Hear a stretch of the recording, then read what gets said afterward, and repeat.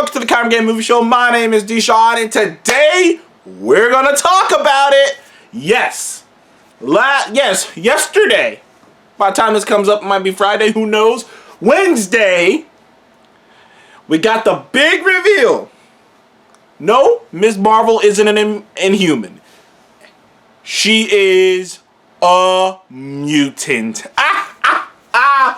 Woo! The world stopped when we heard that. I mean, everything stopped. Like,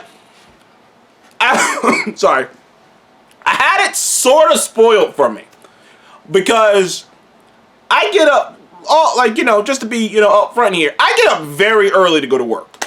So when I get up, I don't watch Ms. Marvel. I can't stay up late to wait for the show to come out to go watch the show. I get up early. I don't care what time a show comes out. I get up early in the morning. Usually, I'll end up watching it on a lunch break or on a lunch break or something. Or between lunch breaks or between breaks. Something like that. I'll figure out a way to end up watching it eventually. Watching it through the course of the day. But,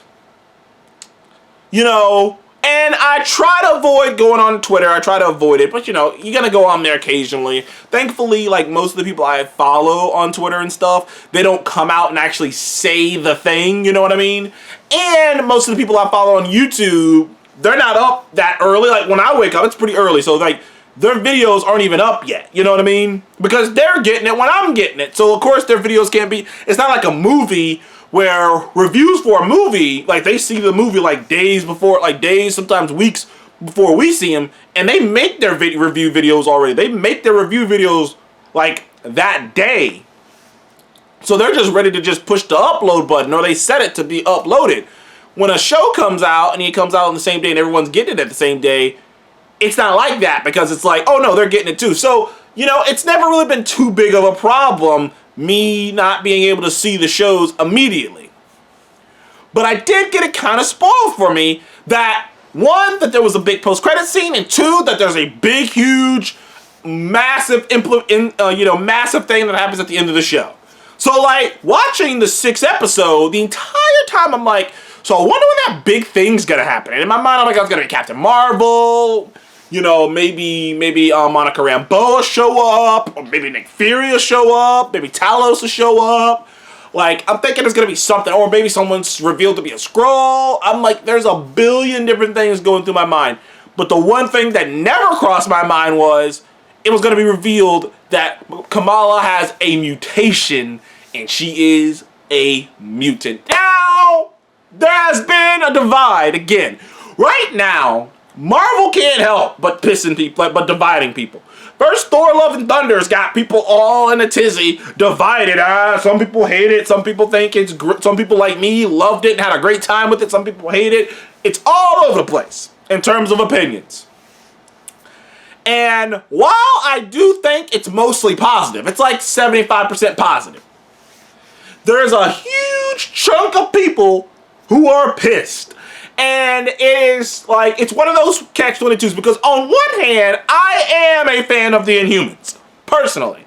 I love Black Bolt, Medusa, Karnak, the whole fam, Lockjaw, all of them. I love the Inhumans. I love Adeline. I love the idea behind it. I think that the idea of this almost living kingdom that turns you into whatever the kingdom needs to survive, whatever Inhumans need to survive. There's something really fascinating about that. Not always, and Black Bolt has always been there have been a couple characters. Some have already, a lot have already been introduced.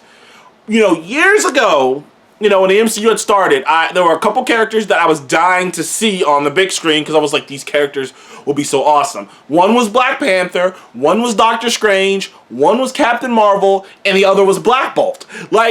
So most of them have been introduced already, but Black Bolt was one of them, because there's something really cool about this guy who can't talk, how the challenges of that, and having to do sign language, and I thought it was a great opportunity to have that in there, an actual reason behind it. And there's something insanely awesome and badass about the idea that just by saying, like, there's a scene in a comic book, I can't remember which one, where he just simply says, what was it, like, no? Like, he says a simple word and the entire ship get blown up. Like, the idea that this dude could scream and take out a planet, it's just awesome. It's awesome.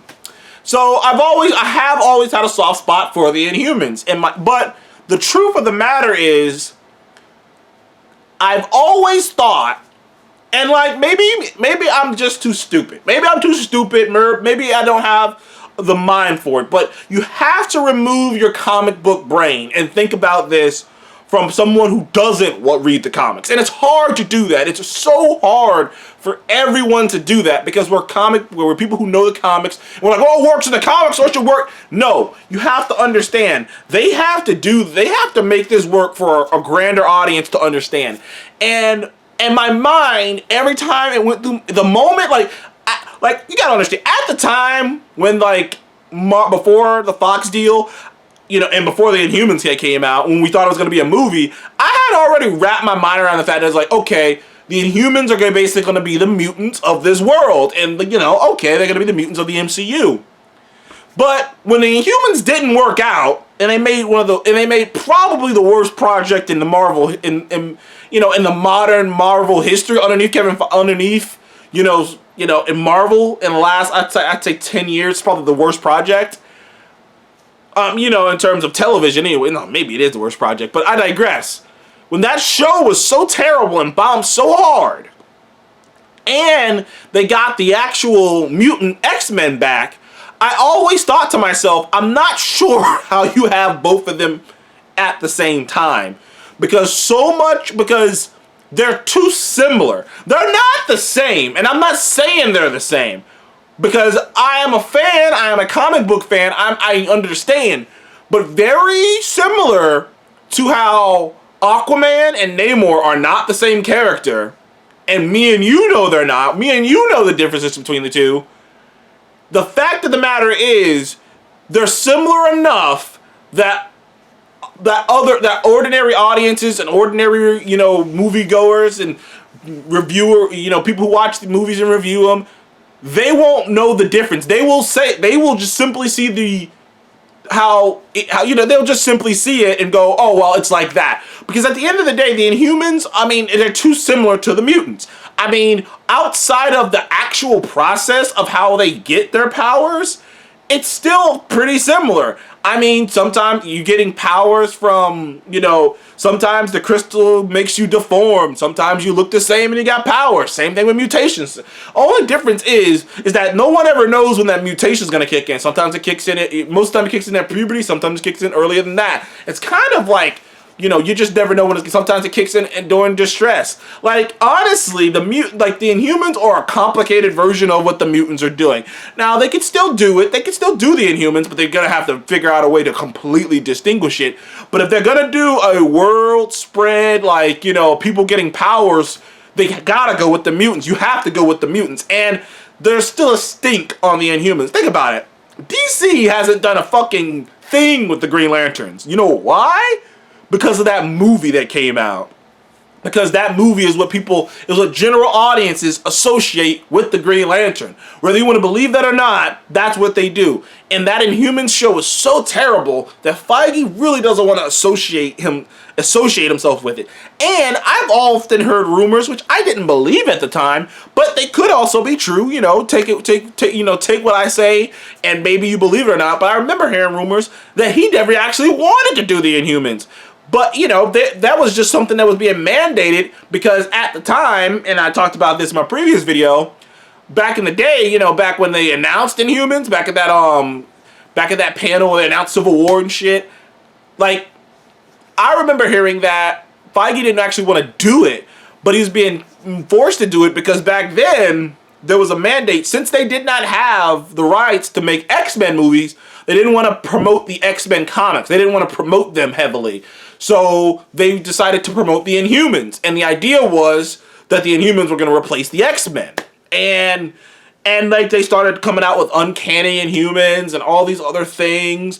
And the mandate was basically all new characters had to be, were going to be Inhumans. The only reason Kamala Khan is an Inhuman is because of this mandate. Because honestly, we all know, and like I think even some of the hardcore comic book nerds know that if the mandate to make characters Inhumans, because they were pushing that at the time, wasn't a thing, Kamala probably would have been a mutant. She probably would have been a mutant. Like, to just be honest, she probably would have been. Now I don't know how much that would have changed her character. Either A, she would have been a mutant, or B, she wouldn't exist at all. Like, there's only two, like, in my mind, there's only two options that could have went.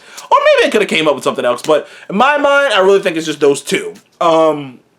So in a way, it's almost history.